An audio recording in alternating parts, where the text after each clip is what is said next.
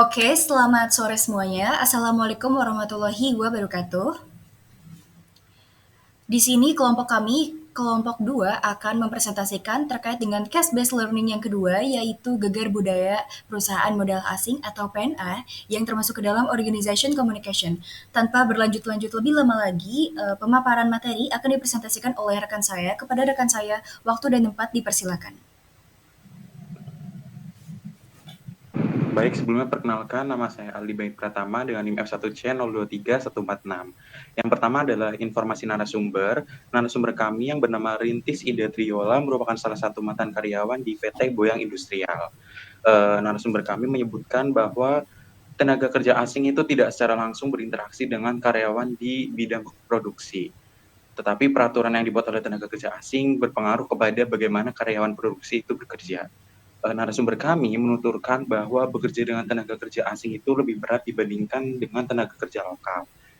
Karena tenaga kerja asing itu lebih tinggi tingkat kerjanya. Setelah itu, Kak Rintik sebagai narasumber kami juga mengucapkan bahwa beliau seringkali mengalami masalah ketika dirinya baru masuk kerja. Selanjutnya adalah identifikasi masalah oleh rekan saya.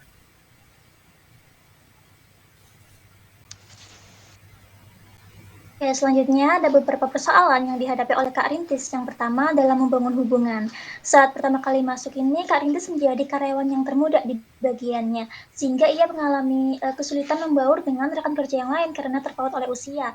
Nah, since membangun hubungannya saja sudah susah, apalagi beradaptasi, Kak Rintis ini tidak memulai obrolan terlebih dahulu. Sehingga teman yang didapatkan itu hanya mereka yang bertanya terlebih dahulu kepada Kak Rintis. Nah, kemudian Kak Rintis ini juga merasa ia tidak bisa secara leluasa mengutarakan apa yang ingin diutarakannya karena merasa tidak cukup dipercaya oleh atasannya. Nah, yang terakhir, kesalahpahaman. Sempat ada insiden kesalahpahaman, Kak Rintis dianggap tidak fokus bekerja karena mengobrol dengan bagian mekanik. Padahal faktanya itu Kak Rintis hanya menanggapi pertanyaan dari rekan kerja di bagian mekanik. Tetapi waktu itu tetap dianggap bersalah oleh quality control dan wakabak sehingga Kak Rintis mengalami rolling posisi ke bagian tengah. Ya, ada. Silakan dilanjut.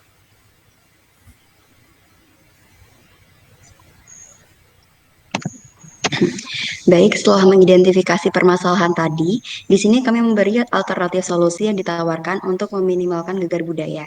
Yang pertama adalah perusahaan mengadakan program orientasi budaya. Di sini untuk membantu karyawan baru beradaptasi secara efektif dan mengatasi gegar budaya yang dirasakan. Dengan demikian, karyawan baru akan merasa lebih siap dan percaya diri dalam menyesuaikan diri dengan lingkungan kerja, serta dapat berkontribusi secara maksimal.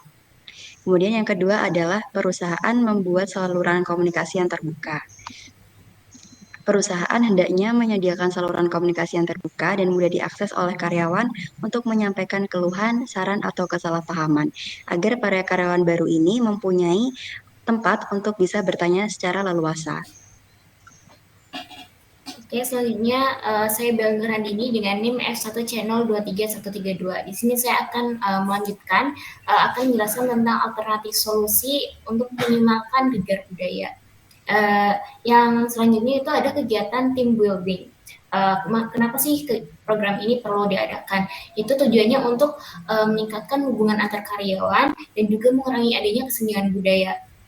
Lalu dengan mengadakan kegiatan team building ini juga dapat melibatkan semua karyawan yang bisa menjadi jawaban atas permasalahan tersebut. Lalu alternatif solusi selanjutnya selain kegiatan team building yakni ada mempelajari sekeliling. Maksudnya bagaimana? Maksudnya jadi agar karyawan itu bisa mempelajari dan paham akan karakter serta budaya lingkungan kerjanya. Dengan melakukan mempelajari sekeliling tersebut, pengamatan ini seseorang tuh dapat memilah kembali hal-hal yang dilakukan ketika berinteraksi dengan orang lain itu baiknya bagaimana. Kemudian penjelasan dari saya selanjutnya akan dijelaskan oleh rekan saya. Oke, baik, kita akan menilai apa yang sebenarnya bisa digali dari kasus tentang gegar budaya ini. Sebelumnya perkenalkan saya Davan Wahid dengan NIM F1 Channel 23010. Nilai yang pertama yang bisa kita ambil adalah nilai keberagaman dan juga inklusi. Jadi dengan kita menghargai perbedaan budaya, usia di tempat kerja itu akan menciptakan sebuah lingkungan yang lebih inklusif dan juga harmonis. Lalu nilai kedua adalah nilai kolaborasi dan kerjasama, di mana nilai ini mendorong kita untuk sekiranya aktif dan memastikan alur kerja yang lancar, sehingga dapat mengurangi konflik-konflik yang bakal terjadi. Lalu yang ketiga ada nilai komunikasi efektif. Nah, nilai ini dengan kita menerapkan sebuah komunikasi yang terbuka dan juga transparan antara karyawan atasan ataupun sebaliknya, sehingga meminimalisir adanya kesalahpahaman.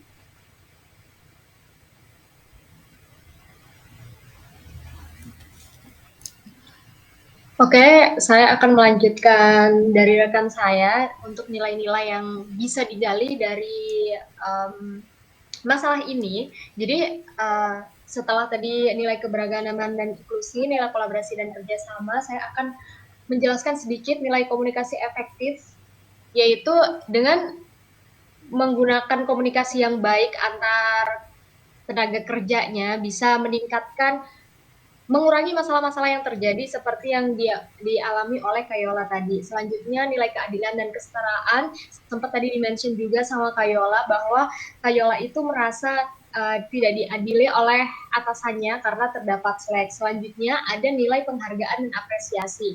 Ini sangat penting di dunia kerja karena kan kerja itu udah dari pagi sampai waktu yang sudah ditentukan. Dengan adanya nilai ini, nilai penghargaan dan apresiasi, maka tenaga kerja yang sedang bekerja merasa diapresiasi dan selanjutnya bisa memaksimalkan kerjanya. Seperti itu.